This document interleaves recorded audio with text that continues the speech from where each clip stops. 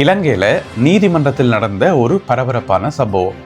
நீதிமன்றங்களுக்குள்ளேயும் சிறைச்சாலைகளுக்குள்ளேயும் தான் இப்ப முக்கியமான சம்பவங்கள் எல்லாம் நடக்குது. அந்த அடிப்படையில் நேற்று மட்டக்களப்பு நீதிமன்றத்தில் நடைபெற்ற ஒரு பரபரப்பான சம்பவம் என்னென்னு சொன்னா, ஒருத்தர் தன்னுடைய உயிரை தானே மாய்க்கிறதுக்கு முயற்சி செய்திருக்கார். அதுவும் நீதிமன்ற வளாகத்துக்குள்ள வச்சு, நீதிமன்றத்துக்குள்ளேயே வச்சு இப்படியான ஒரு முயற்சியில ஈடுபட்டிருக்கார். எனவே அது சம்பந்தமாக வெளிவந்திருக்கக்கூடிய தகவல்களை விரிவாக பார்க்கலாம். என்னென்னு சொன்னால், ஒருத்தர் கைது செய்யப்பட்டு விளக்கமறியலில் வைக்கப்பட்டிருந்துக்கார். சின்ன சின்ன குற்றங்கள், களவுகளில் ஈடுபட்டவராம். பல களவுகளில், ஆனால் சின்ன சின்ன களவுகளில் ஈடுபட்டு கொண்டு தெரிஞ்சுக்கார். அப்போ போலீஸ் பிடிச்சி உள்ளுக்க வச்சிருந்துருக்குது.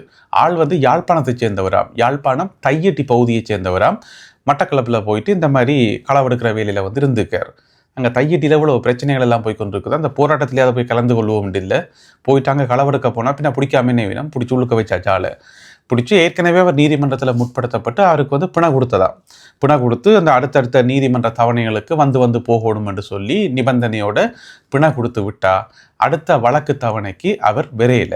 அதனால போலீஸ் என்ன செய்திருக்கு, அங்கேயே ஆளை துரத்தி பிடிச்சி கைது செய்து நேற்று நீதிமன்றத்தில் கொண்டு முற்படுத்தின பிறகு அப்போ நீதிபதி எல்லாத்தையும் செக் பண்ணி போட்டு சொல்லிக்கார், இன்னும் ஒரு 3 கிழமைக்கு ஆளை விளக்கமறியலில் வைக்க சொல்லி. இப்போ அங்கங்கே களவுகள் எடுத்துக்கொண்டு தெரியாது தானே.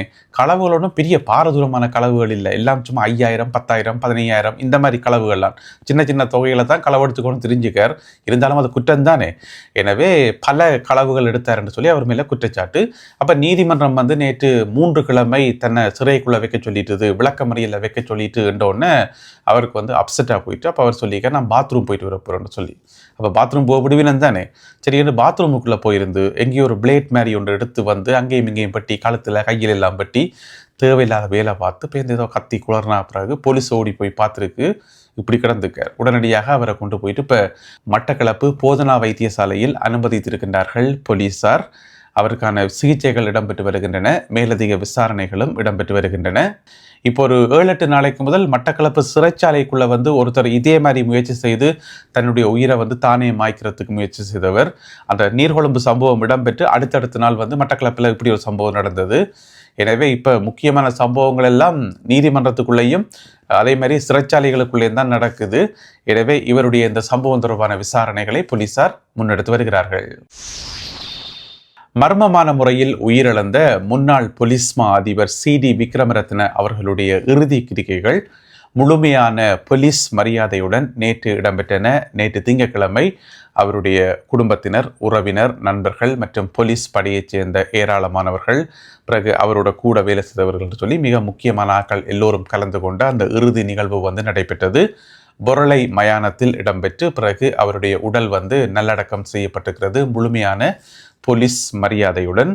என்னென்னு சொன்னால், அவருடைய அந்த இறப்பு அறிக்கை இருக்குத்தானே, அந்த ஃபொரன்சிக் அறிக்கை, அதாவது உடல் கூற்றாய்வு அறிக்கை, அது வெளியில் வந்துட்டுது, அது வெளியிடப்பட்டிருக்கிறது. இருந்தாலும் கூட அவருடைய இறப்பில் இன்னமும் ஒரு மர்மம் இருக்குது என்று சொல்லப்படுகிறது. ஒரு தெளிவான பதில் இல்லாமல் இருக்குது. இதற்காகத்தான் அவர் இப்படி செய்து கொண்டார், இதுதான் காரணம் என்று சொல்ல முடியலை என்று சொல்லப்படுகிறது. இருந்தாலும் அந்த விசாரணைகள் தொடர்ந்து இடம்பெற்று வருகின்றன. அடுத்தது திருகோணமலை பாடசாலை ஒன்றில் இடம்பெற்ற ஒரு பரபரப்பான சம்பவம். 22 மாணவர்கள் பாதிக்கப்பட்டு மருத்துவமனையில் அனுமதிக்கப்பட்டிருக்கிறார்கள். அந்த 22 பேர்ல 5 மாணவர்களுக்கு சீரியஸ் என்று சொல்லப்படுகிறது. என்ன சம்பவம் என்று சொன்னா, கந்தளாய் பகுதியில் இருக்கக்கூடிய ஒரு ஆரம்ப பாடசாலை 6ஆம் வகுப்பு மாணவர்கள் கொஞ்சம் பேர் சேர்ந்து என்ன செய்யணும்னு சொன்னா, ஒரு விதையை சாப்பிட்டுருக்கணும், ஒரு விஷ விதையாம் அது. இப்போ நாங்களெல்லாம் 6ஆம் வகுப்பு படிக்கிற அந்த காலத்துல எல்லாம் சாப்பிடாத காய் ஏதாவது இருக்கா, சாப்பிடாத பழங்கள் ஏதாவது இருக்கா? மாங்காயிலிருந்து, விளாங்காயிலிருந்து, கோவக்காயிலிருந்து, பனிச்சங்காயிலேருந்து எல்லாம் சாப்பிட்றானே. அதே மாதிரி இந்த மாணவர்களும் அதாவது ஒரு மாணவன் தன்னுடைய வீட்டிலேருந்து வரைக்குள்ள ஏதோ ஒரு காய் ஒன்றை கொண்டு வந்திருக்கார். அந்த காயை கொண்டு எல்லா மாணவர்களுக்கும் கொடுத்துக்கார். இப்போ பள்ளிக்கூடத்தில் ஒரு ஆள் கொண்டு வந்தால் எல்லாரும் அட்டிவட்டு வாங்கி சாப்பிட்றது தானே. அப்போ 20 ஆண் மாணவர்களும் 2 மாணவிகளும் 2 பொம்பளை பிள்ளைகளும் எல்லாரும் சேர்ந்து சாப்பிட்டுக்கணும். சாப்பிட்டோன்னு ஆக்களுக்கு தலையை சுற்றி வயிற்ற பிரட்டி சத்தி எடுத்து இந்த மாதிரி ஏலாமல் வந்துட்டுது. அப்போ உடனடியாக கந்தளாய் மருத்துவமனையில் கொண்டு போயிட்டு எல்லாரையும் அனுமதிச்சது. 22 பேர் மொத்தம், ஒரே வகுப்பு, ஒரே கிளாஸ்காரர், 6ஆம் வகுப்பில் படிக்கிற பிள்ளைகள். அப்போ அதில் 5 பேருக்கு கொஞ்சம் சீரியஸ் என்று சொல்லி இப்போ திருகோணமலை வைத்தியசாலைக்கு மாற்றப்பட்டிருக்கின்றார்கள். எனவே அது சம்பந்தப்பட்ட விசாரணைகள் இப்போ ஆரம்பிக்கப்பட்டிருக்கின்றன. அந்த மாணவன் கொண்டு வந்த அந்த விதை என்ன விதை என்று தெரியாது, எங்கே பிடுங்கினார், என்ன ஏது என்று தெரியாது தானே. எனவே அது சம்பந்தப்பட்ட விசாரணைகளை இப்பொழுது போலீசார் முன்னெடுத்திருக்கின்றார்கள். எனவே இதில் பெற்றோர்களுக்கும் ஒரு பொறுப்பு இருக்குது. பெற்றோர்கள் எல்லா பிள்ளைகளும் தங்களுடைய பிள்ளைகளுக்கு சொல்லிக் கொடுக்கணும். இந்த மாதிரி கண்டதெல்லாம் தூக்கி வாய்க்க வைக்கக்கூடாது, யாரையும் திடீரென்றக்காக வாங்கி சாப்பிடக்கூடாது, என்ன ஏதுன்னு சொல்லி அறியாமல் அதை சாப்பிடக்கூடாது. பொதுவாகவே வாங்கி சாப்பிட்றதை தவிர்த்தா நல்லம் என்று சொல்லி உங்களோட பிள்ளைகளுக்கு நீங்கள் ஒரு அட்வைஸ் கொடுக்கணும். பொதுவாக எங்களோட அம்மா அப்பா இதெல்லாம் சொல்லித்தான் வளர்க்குறது, சொல்லி ஸ்ட்ரிக்டாலாம் சொல்லி விடுவினோம், அதெல்லாம் வாங்கி சாப்பிடாத, கண்டதெல்லாம் வாங்கி சாப்பிடான்னு சொல்லி சாப்பிட்டு போய் அட்டியும் வாங்க வேண்டியிருக்கு சில நேரத்தில். எனவே பேரண்ட்ஸ் சொல்லித்தான் வைக்கிறது, இருந்தாலும் 6ஆம் வகுப்பு 7ஆம் வகுப்பு பிள்ளைகள் ஒரு ஆர்வத்தில் சாப்பிட்றது தானே. எனவே அனைவரும் அவதானமாக இருப்போம். இலங்கை மத்திய வங்கி நேற்று ஒரு அதிரடியான நடவடிக்கை ஒன்றை எடுத்திருக்கிறது. அதாவது என்ன நடவடிக்கை என்று சொன்னால், இலங்கையில் இருக்கக்கூடிய நிதி சம்பந்தப்பட்ட நிறுவனங்கள் இருக்குத்தானே, அப்படி நிறைய நிறுவனங்கள் இருக்குத்தானே, அதில் ஒரு 11 நிறுவனங்களுக்கு எதிராக வரி விதிக்கப்பட்டிருக்கிறது. எவ்வளோ வரி என்று சொன்னால் 1,46,00,000 ரூபா அவ்வளோ வரி விதிக்கப்பட்டிருக்கிறது. என்று சொன்னால் அந்த சரியான ரூல்ஸ் அண்ட் ரெகுலேஷன்ஸில் அவையல் இயங்கலை, அதுக்கு சட்டங்களுக்கு கட்டுப்பட்டு நடக்கல என்று சொல்லி. இப்போ இலங்கையில் எந்த நிதி நிறுவனம் இயங்கினாலும் இலங்கை மத்திய வங்கிக்கெல்லாம் இயங்கணும். மத்திய வங்கியினுடைய அந்த ரூல்ஸ் அண்ட் ரெகுலேஷன்ஸுக்கெல்லாம் கட்டுப்பட்டு தானே நிதி நிறுவனங்கள் இயங்க முடியும். அப்படி இல்லாமல் எங்கட இஷ்டத்துக்கு இயங்குவோம் என்று சொல்லி இயங்கலாமா? இல்லையேன்னு அந்த மாதிரி இயங்க ஆரம்பித்த ஒரு 11 நிறுவனங்களுக்கு எதிராக மத்திய வங்கி வரி விதித்திருக்கின்றது. வரி என்றில்லை, குற்றப்பணம் விதித்திருக்கிறது. 1,46,00,000 ரூபா. இப்போ அவ்வளோத்தையும் கட்டினாத்தான் இனி அவையில் தங்களுடைய கம்பெனிகளை ரன் பண்ண முடியும் என்று சொல்லி இப்படியான ஒரு அதிரடி நடவடிக்கை ஒன்றை இலங்கை மத்திய வங்கி எடுத்துள்ளது. நேற்று நடைபெற்ற மற்றொரு துயரமான சம்பவம், ஒரு இராணுவ வீரர் ஒருவர் பலியாகி இருக்கின்றார். அந்த இராணுவ வீரர் எப்படி பலியானவர் என்று சொன்னால், அவர் வீட்டை வந்திருக்கிறார். அவர் இராணுவ மாவில் பயிற்சியெல்லாம் முடிச்சுட்டு வீட்டை வந்திருக்கிறார். நேற்று திங்கக்கிழமை தானே, முதல் நாள் பள்ளிக்கூடம்.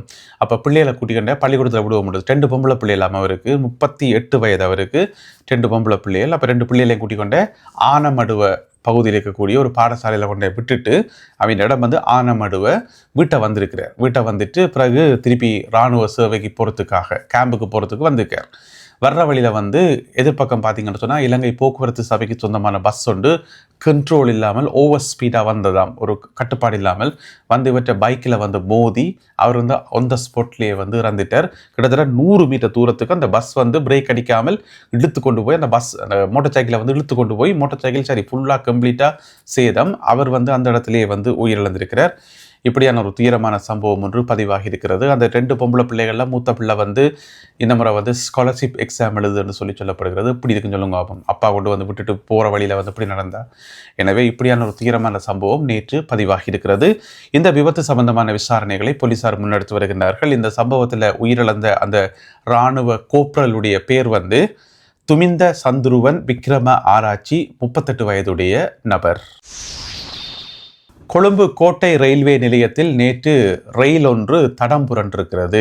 நேற்று கொழும்பு கோட்டை பகுதியிலிருந்து ரம்புக்கனை பகுதிக்கு போகிறதுக்காக வந்த ட்ரெயின் ஒன்று தண்டவாளத்திலிருந்து விலகி தடம் புரண்டிருக்கிறது. தெய்வாதீனமாக யாருக்குமே எந்த பாதிப்புமே இல்லை. அந்த ட்ரெயினுக்கு தான் சில பாதிப்புகள், அந்த 2 சில்லுகள் உடைஞ்சிருப்பதாக சொல்லப்படுது. இது கொழும்பு கோட்டை ரயில்வே நிலையத்தில் நேற்று மாலை ஒரு 5 மணி போல இடம்பெற்ற ஒரு சம்பவம். இந்த ட்ரெயினினுடைய இலக்கம் 1164 என்று சொல்லப்படுகிறது. இதே ட்ரெயின் இப்போ ஒரு 2 கிழமைக்கு முதல் அதே ட்ரெயின் தடம் புரண்டதாம். அதே சில்லுகள் எல்லாம் கலண்டு உடைஞ்சு பிரச்சனை வந்ததாம். அப்புறம் திருப்பி திருத்திக்கணும். திருத்தினாக்கள் ஒழுங்காக திருத்தையில் போகிறதுக்கு திருப்பி மறுபடியும் அதே ட்ரெயின் தடம் புரண்டிருக்கிறது. என்ன பிரச்சனைன்னு சொன்னால், ஸ்டேஷனுக்குள்ளே என்டர் பண்ணைக்குள்ளே ஸ்லோவாக வரைக்குள்ளே தடம் புரண்டது ஓகே.